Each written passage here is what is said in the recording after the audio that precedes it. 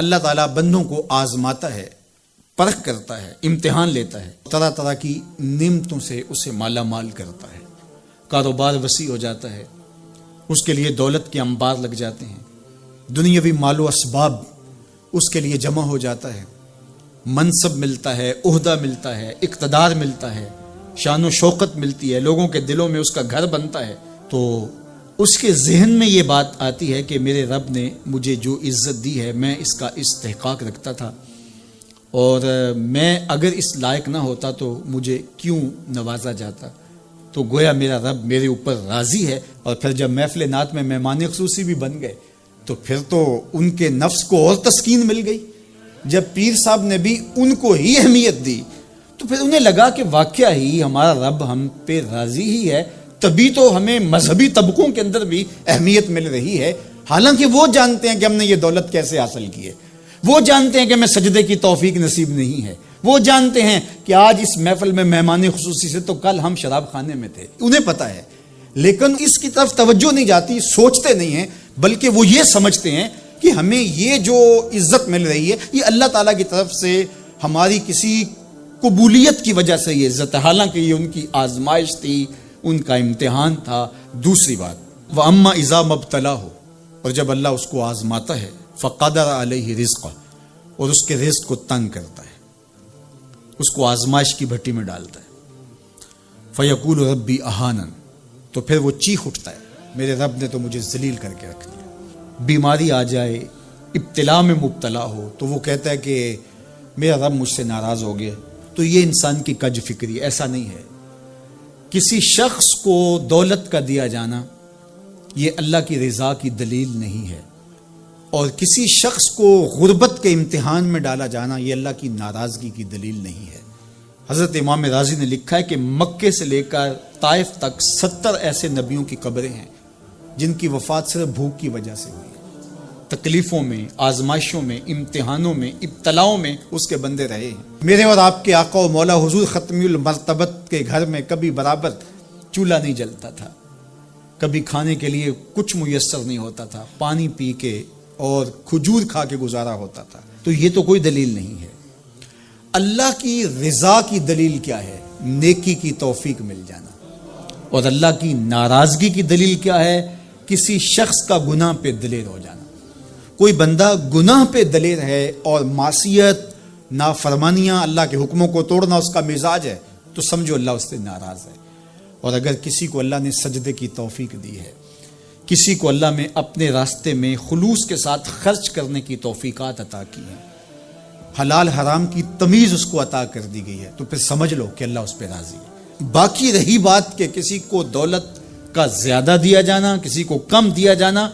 تو یہ آزمائش ہے۔ اب جو اہل ایمان ہیں، اللہ کے بندے ہیں، وہ کیا کرتے ہیں؟ جب دولت زیادہ ملتی ہے، اقتدار ملتا ہے، منصب ملتا ہے، تو صرف اللہ کے شکر کے دائرے میں آ جاتے ہیں، اور جب مصیبت آتی ہے، تکلیف آتی ہے، اذیتوں میں مبتلا ہوتے ہیں، تو پھر وہ یہ نہیں کہتے کہ ہمارے رب نے ہمیں ذلیل کر دیا، بلکہ وہ اس پہ صبر کرتے ہیں اور اللہ کے حضور دعائیں کرتے ہیں، التجائیں کرتے ہیں کہ مالک تو نے جو جس آزمائش میں ڈالا ہمیں پورا اترنے کی توفیق نصیب فرما، ہماری سفید پوشی کا بھرم نہ ٹوٹے، اور ہمیں اس مشکل وقت سے بچانا کہ جب ہماری یہ غربت ہمیں کفر تک لے جائے، اور جب ان کو دولت مندی دی جاتی ہے تو وہ ڈرتے ہیں کہ اللہ ایسا نہ ہو کہ یہ دولت ہمیں فرعون بنا دے، یہ دولت ہمیں نمرود بنا دے، ہمارے اندر بخل پیدا ہو، تکبر پیدا ہو، ہمارے اندر غرور پیدا ہو، تو وہ اس حالت کے اندر اللہ تعالیٰ کا شکر یا دوسری حالت میں اللہ کے حضور صبر کی توفیق مانگتے ہیں اور صبر کے ساتھ اپنی زندگی گزارتے ہیں۔ آقا کریم علیہ السلام نے ارشاد فرمایا کہ کون ہے جو مجھ سے یہ کلمات لے اور ان پر خود عمل کرے اور پھر آگے ان لوگوں تک پہنچائے جو ان چیزوں پر عمل کرے۔ تو بہت سارے لوگ جھولیاں پھیلا کے آگے بڑھ جاتے، لیکن علم کے لیے جو حرص حضرت ابو ہریرہ کے سینے میں تھی، اس وجہ سے انہوں نے پہل کی اور آگے بڑھ کے عرض کی حضور یہ خیرات میری جھولی میں ڈال دیجیے، میں خود بھی عمل کروں گا اور ایسے لوگوں تک پہنچاؤں گا بھی جو ان پر عمل پیرا ہوں۔ تو کہتے ہیں حضور نے میرا ہاتھ پکڑ لیا اور 5 چیزیں گنوائیں۔ پہلی بات میرے حضور نے ارشاد فرمائی، اتق المحارم تکن عابد الناس، اللہ کی حرام کردہ چیزوں سے بچ جاؤ تم لوگوں میں سب سے بڑے عبادت گزار بن جاؤ گے۔ نیکی کرنا بہت اہم ہے، لیکن یہاں جو تعلیم دی گئی وہ گناہ سے بچنے کی ہے۔ ایک شخص رات کو 100 نفل پڑھ لیتا ہے، لیکن صبح اٹھ کے کسی کا حق غصب کرتا ہے، کسی کو گالی دیتا ہے، جھوٹ بولتا ہے، کم تولتا ہے، کم ناپتا ہے، اللہ کے حکام کو توڑتا ہے، اور دوسرا شخص ساری رات عشاء کی نماز کے بعد سویا رہا اور دن کو فجر کے بعد اس نے جھوٹ نہیں بولا، کسی کو تنگ نہیں کیا، اللہ کی مخلوق کو ضرر نہیں پہنچایا، تو شریعت ایسے شخص کو پسند کرتی ہے جو اللہ کی حرام کردہ چیزوں سے بچ جائے۔ نیکی کی توفیق مل جائے، نفلی عبادات میسر آ جائیں تو بڑی بات ہے، لیکن اس سے بڑی بات یہ ہے کہ اللہ کی حرام کردہ چیزوں سے بچا جائے۔ دوسری بات ارشاد کی، وَرْضَ بِمَا قَسَمَ اللَّهُ لَكَ تَكُنْ أَغْنَى النَّاسِ، اللہ کی تقسیم پہ راضی ہو جا، لوگوں میں سب سے بڑا غنی تو ہوگا۔ دولت کی کثرت سے بندہ غنی نہیں بنتا، کتنے دولت مند ہیں، نفس کی کمینگی ہی ختم نہیں ہوتی۔ تو غنی اس وقت بندہ بنے گا جب اللہ کی تقسیم پہ راضی ہو گیا، اللہ نے جس حالت پہ رکھا اس حالت پہ خوش ہے کہ میرے مالک نے مجھے جو دے دیا یہ میرے لیے اس نے مناسب جانا، تو بس میں اس پہ راضی ہوں، میں اس پہ خوش ہوں۔ اور اگر انسان یہ نہیں چاہتا اور نہیں کرتا تو جہاں بھی ہوگا وہ مطمئن نہیں ہوگا۔ پھر ارشاد فرمایا، وَأَحْسِنْ إِلَى جَارِكَ تَكُنْ مُؤْمِنًا، اپنے ہمسائے کے ساتھ سلوک اچھا کر تو کامل مومن ہو جائے گا۔ جو آپ کا ہم سایہ ہے تو آپ کا سایہ شفقت کا اس پر پڑنا چاہیے۔ آپ کا ہم سایہ آپ کی طرف سے سخت دھوپ میں اذیت گوارا نہ کرے، بلکہ آپ کے ہم سائے کے آپ ہم سائے ہی قرار پائیں، تو آپ کے ایمان کی کسوٹی یہ ہے، آپ کے مومن ہونے کا معیار یہ قرار دیا گیا کہ آپ اپنے ہمسایوں کے ساتھ کیسے ہو۔ چوتھی چیز، وَأَحِبَّ لِلنَّاسِ مَا تُحِبُّ لِنَفْسِكَ تَكُنْ مُسْلِمًا، اگر تم کامل مسلمان بننا چاہتے ہو تو جو اپنے لیے پسند کرتے ہو تمام مخلوق کے لیے وہ پسند کرو۔ اب کوئی شخص یہ مزاج اپنی طبع میں راسخ کر لے تو معاشرے کے اندر شر، فساد، بدامنی، کسی کے حقوق کو غصب کرنا، کسی سے زیادتی کرنا، کسی کا برا چاہنا، سب کچھ ختم ہو جائے گا، اور یہ معاشرہ جنت نظیر بن جائے گا کہ جو ہم اپنے لیے پسند کرتے ہیں وہ ہم اپنے دوست کے لیے، بھائی کے لیے، ہمسائے کے لیے، عزیز کے لیے، رشتہ دار کے لیے پسند کریں۔ اور پانچویں بات، وَلَا تُكْثِرِ الضِّحْكَ فَإِنَّ كَثْرَةَ الضِّحْكِ تُمِيتُ الْقَلْبَ، ابو ہریرہ، زیادہ ہنسا نہ کرو، زیادہ ہنسنے سے دل مر جاتا ہے۔ مسکرانا تو سنت ہے، مسکرانا حضور کی عادت تھی، جس کی تسکین سے روتے ہوئے ہنس پڑیں، اس تبسم کی عادت پہ لاکھوں سلام۔ مسکرانے کے بعد اگلا مرحلہ دہک کا آتا ہے، لیکن دہک کبھی کبھی حضور سے صادر ہوا، اور کہا یہ حضور علیہ السلام سے صادر نہیں ہوا، تو کہے سے منع کر دیا گیا۔ دہک کبھی کبھی ہو اور تبسم آپ کی زندگی میں شامل ہو۔ اللہ اس حدیث پاک کا نور ہماری روحوں میں اتار دے اور ہمارے باطن میں چراغاں کرے۔ کرونا وائرس کی وجہ سے پورے ملک کے اندر لاک ڈاؤن ہے، تو اس موقع سے بھرپور فائدہ حاصل کر کے ہمیں ذکر و فکر کی طرف آنا چاہیے۔ قرآن مجید کی تلاوت، کثرت نوافل، قضا شدہ نمازوں کی ادائیگی اور دیگر امور خیر بجا لانے چاہیے۔ اپنے ماں باپ کی صحبت میں بیٹھنا چاہیے، ان کی دعائیں لینی چاہیے، اپنے بچوں کے پاس بیٹھیں، اور بہت سارے اور امور جو ہم اپنی مصروفیات کے باعث پورے نہیں کر پاتے، تو یہ موقع ہے ان کو پورا کرنے کا۔ لیکن اس موقع سے ناجائز فائدہ حاصل کرتے ہوئے بہت سارے لوگ اپنے مکانوں کی چھتوں پہ دھاتی تاروں کے ذریعے پتنگیں اڑانے کے شغل میں مصروف ہیں، تو اس شغل سے خدا را باز آئیے یہ موقع ایک دوسرے کی مدد کرنے کا ہے، نصرت اور اعانت کرنے کا ہے، نہ یہ کہ مکانوں کی چھتوں پہ کھڑے ہو کے آپ خونی کھیل کھیلیں اور دھاتی ڈور کے ذریعے سے لوگوں کے گلے کٹیں اور لوگوں کو نقصان ہو۔ تو اس سے خدا را ہمیں خود بھی باز آنا چاہیے اور اپنے بچوں کو بھی اس سے روکنا چاہیے، ان کی حوصلہ شکنی کرنی چاہیے۔ ویسے بھی علماء نے کہا کہ یہ جو پتنگ کٹتی ہے تو بچے اس کو لوٹنے کے لیے دوڑتے ہیں اس کے پیچھے۔ تو عمومی طور پہ ہمارے ہاں یہ کہا بھی جاتا ہے کہ میں پتنگیں لوٹ رہا ہوں یا لوٹ کے لایا ہوں، تو شرعاً وہ اس کی ملک نہیں تھی تو وہ کیسے اس کو اپنے پاس رکھ سکتا ہے؟ تو یہ ایسا گناہ ہے جس کو گناہ نہیں سمجھا جاتا، اور بچپن میں معصوم ذہن پر لوٹ مار کا تصور اس سے ابھرتا ہے، اور آج وہ پتنگ لوٹ کے لایا ہے تو کل بڑا ہو کے بڑا لٹیرا بنے گا۔ تو یہ ماں باپ کو سوچنا چاہیے کہ پتنگ لوٹنے کا عمل لوٹنے کی ایک مشق ہے، اور بچہ اس کو کوئی برائی نہیں سمجھ رہا اور اس کو گناہ نہیں سمجھ رہا، حالانکہ یہ مال لکتا ہے۔ اور اگر کسی نے پتنگ لوٹ لی یا ڈور لوٹ لی تو ہمارے فقہا نے لکھا ہے کہ 6 ماہ تک اس کا اعلان کرے، مالک کے نہ ملنے کی صورت کے اندر اس کو صدقہ کرے، وہ خود پھر بھی نہیں رکھ سکتا ہے چونکہ یہ مال لکتا کے حکم کے اندر ہے۔ تو عمومی طور پہ ہم بچے کو بھی شاباش دیتے ہیں، اس کو بڑا دلیر قرار دیتے ہیں کہ اس نے اتنی پتنگیں لوٹی، آج اس کا یہ کمال ہے۔ تو میاں یہ بچوں کے نفسیات کے اندر لوٹ مار کے تصور کو راسخ کرنے کا ایک ذریعہ ہے پتنگ۔ اس نقطہ نظر کی طرف شاید کبھی کسی کی توجہ نہ گئی ہو، تو اس پہ بھی غور کرنے کی ضرورت ہے۔ میں تو یہ بات کہا کرتا ہوں کہ چلتی ہوئی ٹرالی سے یا ٹرک سے جو بچہ گنا لوٹتا ہے تو اس کو بچے کی بہادری اور فنکاری سمجھا جاتا ہے، لیکن آج جس نے گنا لوٹا ہے تو کل وہ ملک لوٹنے لگے گا، کل وہ اور کچھ بھی لوٹے گا۔ تو یہ چونکہ جب برائیاں شروع ہوتی ہیں تو بڑے پیمانے سے شروع نہیں ہوتی، چھوٹے پیمانے سے شروع ہوتی ہیں۔ تو پتنگ لوٹنے کا تصور لوٹ مار کی طرف لے جانے والا ہے، اور دوسرا یہ قاتل ڈور کتنے لوگوں کی زندگی کا چراغ بجھا دیتی ہے، اور کیا گزرتی ہے ان ماں باپ کے اوپر جن کا لخت جگر، جن کا بیٹا ان کے ہاتھوں کے اندر دم توڑ جاتا ہے اور گلا کٹ گیا ایک ڈور سے۔ اور ایسے واقعات ہم کتنے سنتے ہیں۔ تو میں گزارش کروں گا کہ اس خونی کھیل سے باز رہا جائے۔ اخلاقیات بھی اجازت نہیں دیتے، ہمارا ملکی قانون بھی اس کی اجازت نہیں دیتا، اور پنجاب پولیس بھی اس پر ایکشن کر رہی ہے۔ ان کے ساتھ تعاون کیجیے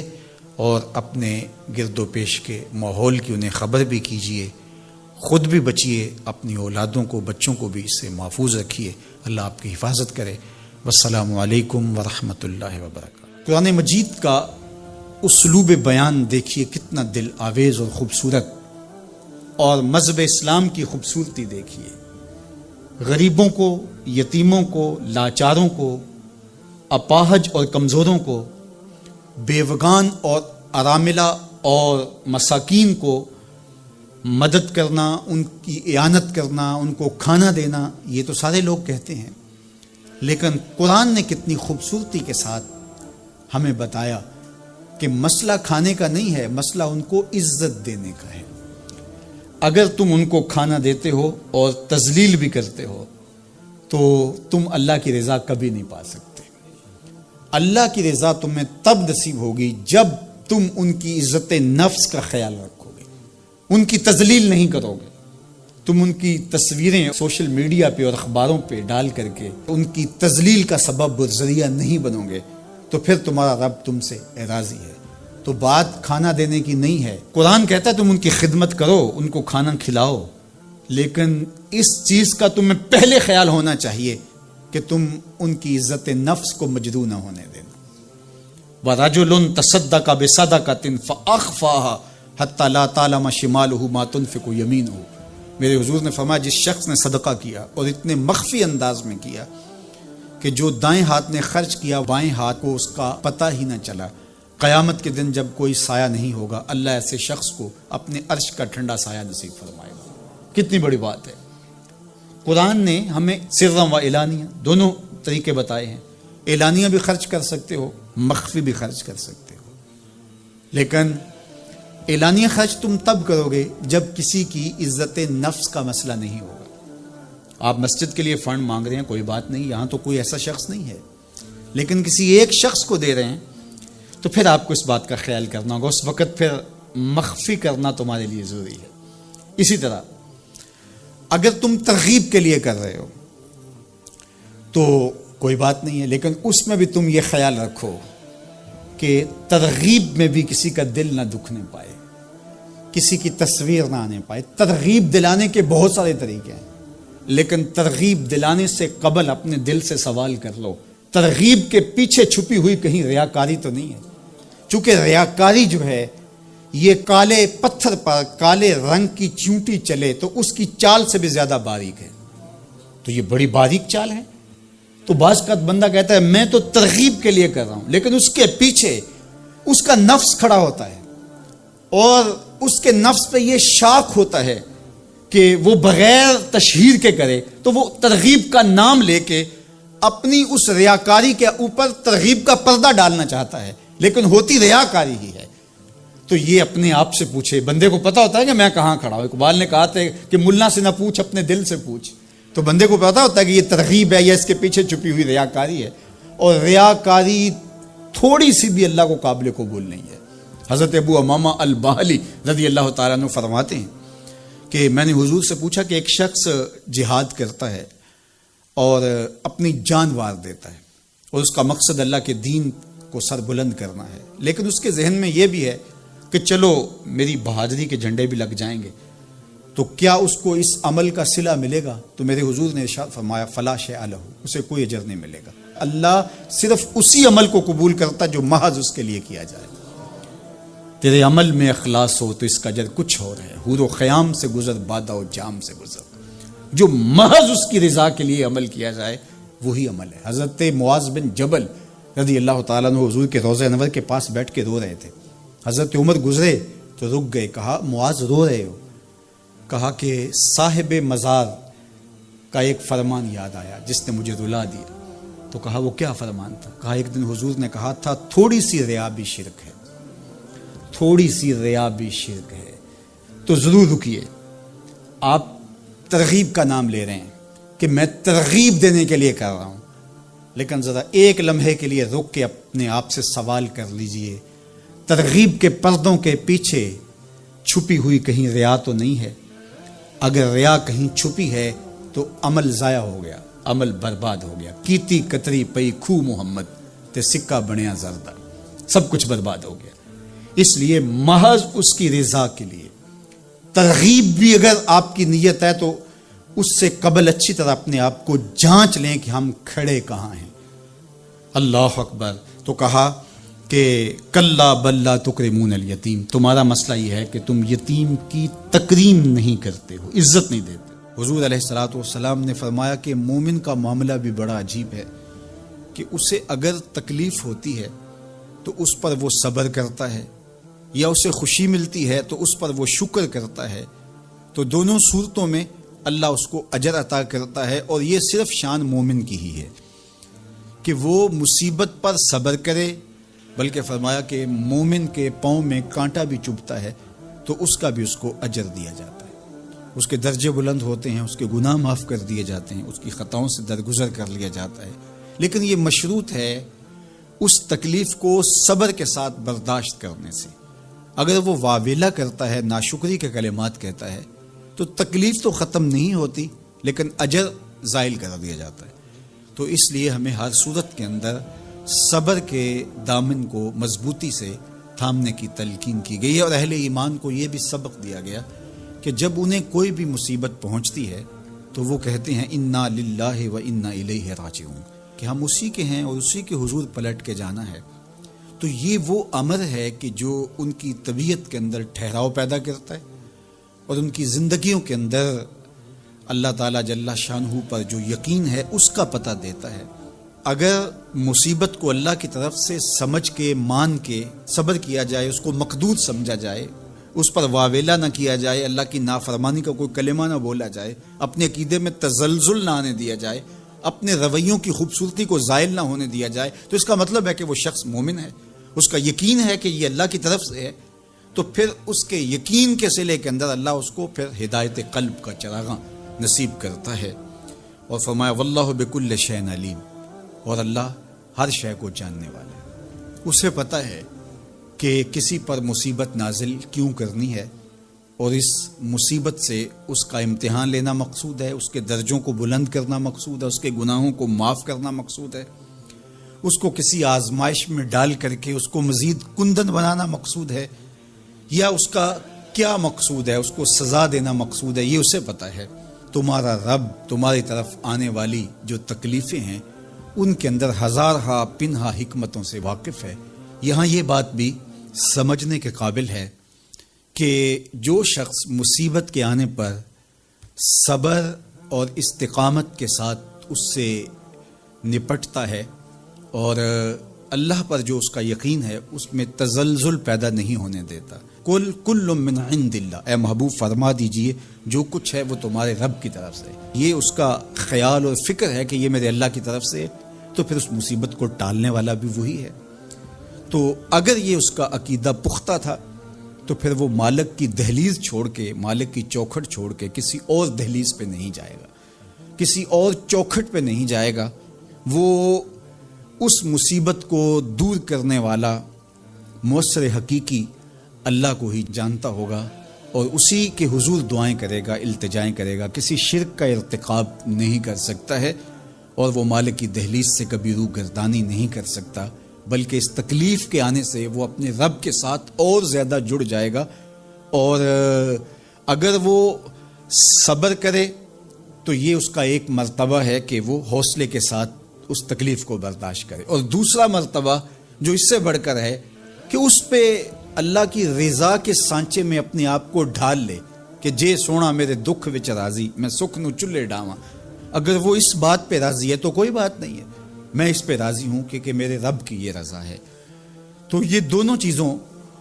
کا مل جانا، یا دونوں میں سے کسی ایک کا مل جانا، یہ اللہ کی طرف سے اس کو دیا گیا انعام ہے جو اس مشکل حالات میں اس کو حاصل ہوتا ہے۔ اب وہ کس کیفیت میں ہے اللہ تعالیٰ اس کو خوب جانتا ہے، کہ وہ اس پہ صبر کر رہا ہے یا اس کا اندر ڈول رہا ہے، اس کا عقیدہ کمزور تھا اور وہ کمزوری کے باعث جو ہے وہ تزلزل کا، تذبذب کا شکار ہو گیا، تو یہ تمہارا رب خوب جانتا ہے۔ تو تمہارے سینے کے اندر چھپی ہوئی کیفیت تمہارے رب کے علم میں ہے۔ کمایا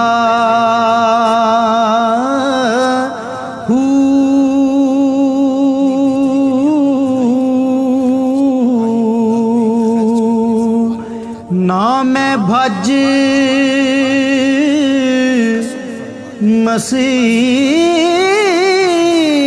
مسیتی وڑیا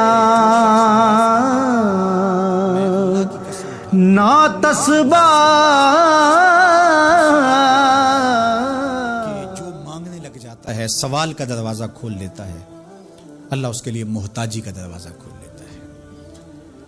حالات سخت بھی ہوں، اگر قابل برداشت ہوں تو ان کو برداشت کرنا چاہیے تاکہ سوال کی عادت نہ پڑے۔ انسان مخمصے کی حالت میں ہو، مجبور ہو جائے تو وہ ایک الگ بات ہے، مخمصے کی حالت میں سوال جائز ہو جاتا ہے، لیکن اگر حالت مخمصے کی نہ ہو تو پھر سوال نہیں کرنا۔ تھوڑی سی مشکل آئی اور اناج بٹتے ہوئے دیکھا تو خود بھی سوالی بن کے جا کے کھڑے ہو گئے، جبکہ ہمارے گھر کے اندر اتنا کچھ موجود تھا کہ ہم گزر کر سکتے تھے، لیکن مفت کا مال ہے لہٰذا کوئی حرج نہیں ہے، تو پھر آہستہ آہستہ انسان اس کا عادی بن جاتا ہے۔ اللہ اس وقت سے بچائے کہ ہم محتاج ہوں اور ہمیں عملاً اس جگہ پہ آنا پڑے، اللہ سب کو محفوظ فرمائے۔ لیکن اگر حالات کچھ تلخ بھی ہوں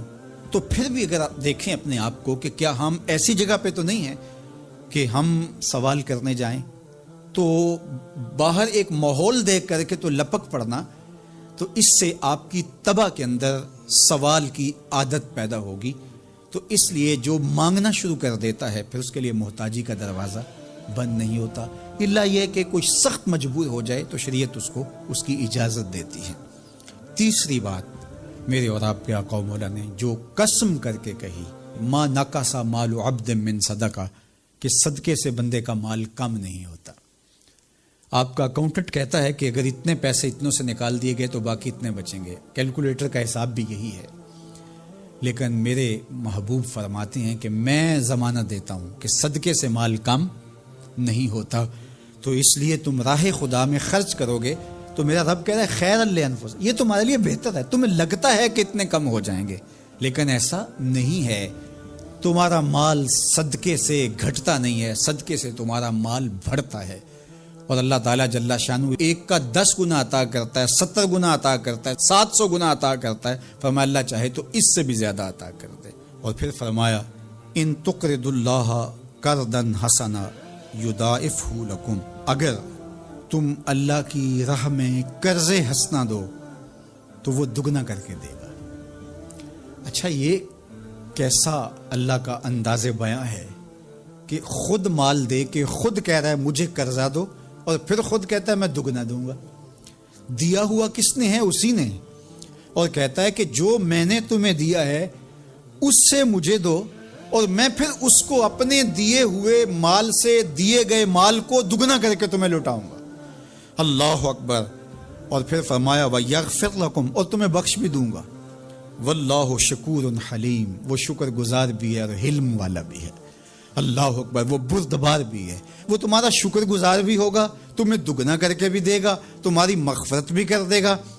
اور تمہارے مال میں کمی بھی نہیں آنے دے گا، اور یہ بہتر بھی تمہارے لیے ہوگا۔ یہ تمہاری آزمائش تھی، تمہارا مال تمہیں دے کر تم سے مانگا، اور جس کے لیے مانگا اس کو اللہ ڈائریکٹ بھی تو دے سکتا تھا، لیکن کہا کہ اس کی آزمائش ہے کہ اس کو غربت کی بھٹی میں ڈالا گیا، تمہاری آزمائش یہ ہے تمہیں فراوانی دی گئی۔ اب دیکھیے کہ وہ آزمائش میں پورا نکلتا ہے، تم آزمائش میں پورے نکلتے ہو، دونوں آزمائش میں پورے نکلتے ہیں، یا پھر تم نامراد اور ناکام ہو جاتے ہو۔ اللہ اکبر، اللہ جل شانہ پورے عالم کے اوپر پھیلی ہوئی وبا کو دور فرمائے، بالخصوص امت مسلمہ کی خیر کرے، اور میرے وطن پاکستان کو امن کا، نور کا، رحمت کا گہوارہ بنائے، اور یہاں نظام رسول کی بہاریں پیدا کرے۔ اللہ ہمیں معاشی بحرانوں سے نکال کے معیشت کا استحکام عطا کرے، اور ایک دوسرے کے لیے جذبہ احساس، جذبہ ہمدردی اور راہ خدا میں خرچ کرنے کا جذبہ فراواں ہمارا مقصود کرے۔ کہ اے تن رب دا سچا حجرا،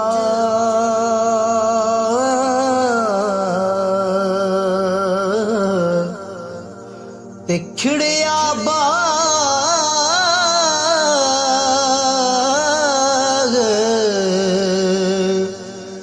بہار